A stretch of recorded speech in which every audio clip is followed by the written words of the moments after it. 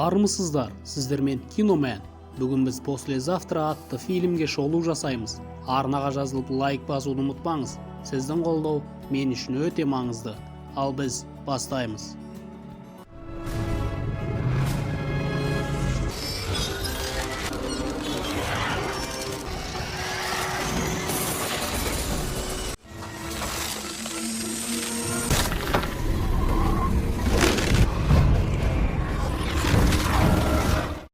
Жер шарында әлемдік жылыну басталды.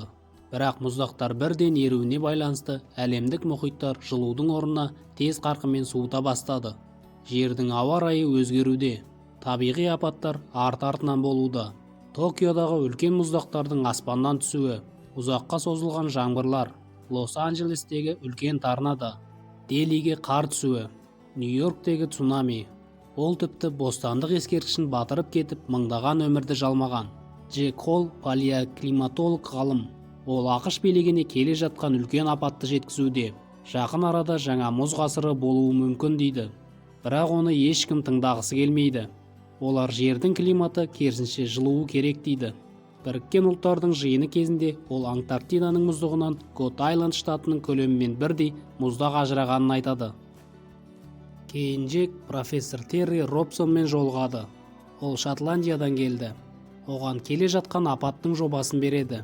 Кейін Лос-Анджелесте үлкен құйындар тұрады. Аэропорт пен Голливуд белгісі де қиратылады. Джектің командасы жедел жиналып, Канаданың үстінде өте үлкен ауа циркуляциясы болып жатқанын айтады. Енді үлкен жылдамдықпен ауа температурасы түсуде. НКС-та болған космонавтар шошытарлық қорытынды жібереді. Жердің беткі қабатында 3 қабатты суық циклон орнаған. Ол өте үлкен көлемде. Циклонның ортасында Ұлыбритания сарбаздарының ұшағы қалып қояды. Керосиндері қатып қалуына байланысты ұшақ құлап, көпшілігі қаза болады. Тірі қалғандары сыртқа шыққаны сол екен бірден қатып қалады. ақш-тың солтүстік штаттарында нөсерлі жаңбыр бірден қарға ұласа бастайды. Ал температура айтарлықтай түсіп кетеді. ақш үкіметі оңтүстіктегі адамдарды Мексикаға көшіруге шешім қабылдайды. Олар тек оңтүстігін көшіріп үлгереді. Джектің баласы Сэм Холл құтқаруға уақыт жетпейтін жерде жүреді. Ол достары және сүйіктісімен Нью-Йоркте жүреді. Цунамиден қашып ұлттық кітапханадан пана табады. Сэм мен Джек телефонмен байланысқа шыға алады. Джек Сэмге Нью-Йорк аязды циклонның ортасына түседі дейді. Сондықтан оларды әзірге құтқару мүмкін емес.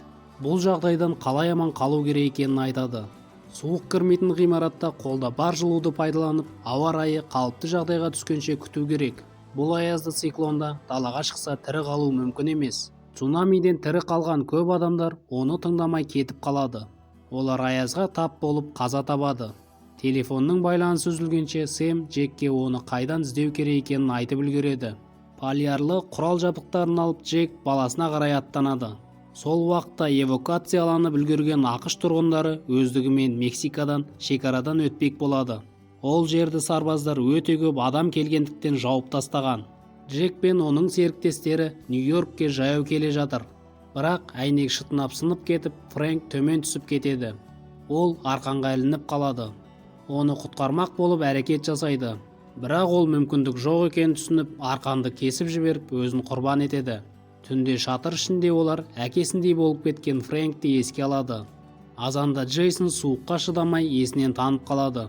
Джек Джейсонды бірнеше километрлер бойы сүйреп келеді. Кенет айнала тап-таза болып тыныштала қалады. Демек олар циклонның дәл ортасында. Джек Джейсонды қар басқан ғимаратқа түсіріп жасырып үлгереді. Аяз тіпті жалауды қатырып тастайды. Сэм осы уақытта достары мен орыстардың қатып қалған кемесіне келеді. Ол жерден жарақат алған Лораға дәрі, ішер ас алады. Бірақ қасқырларға тап болады. Олар қашып әрең құтылады. Сэм далаға алдар қатып шығарғанда Брайан есікті жауып тастайды. Брайан жарақат алған Джейді үрмелі қайыққа отырғызып қашады. Кенет Сэм ауаның мөлдір таза болғанын аңғарады. Достары тездетіп ішке кіруге асығады. Аяздың үлкен ғимарат бойымен түсіп келе жатқаны көрінеді. Қақаған аяз жетіп қалғанда олар ішке кіріп үлгереді. Брайан есікті жапқан сәтте есік қатып қалады. Дауыл саябырсығанда Джейсон оянып кофе ішіп тұрған Джекті көреді. Олар енді Нью-Йоркке аттанады. Жолда олар мұзға қатып қалған корабльдерді әрі толықтай мұз қатып қалған бостандық ескерткішін көреді. Ғалым мен серігі ақыры Нью-Йоркке жетеді.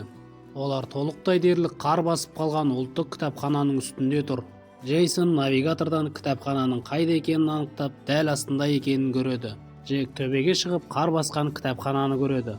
Ғалымдар ішке кіріп, тірі қалғандарды табады.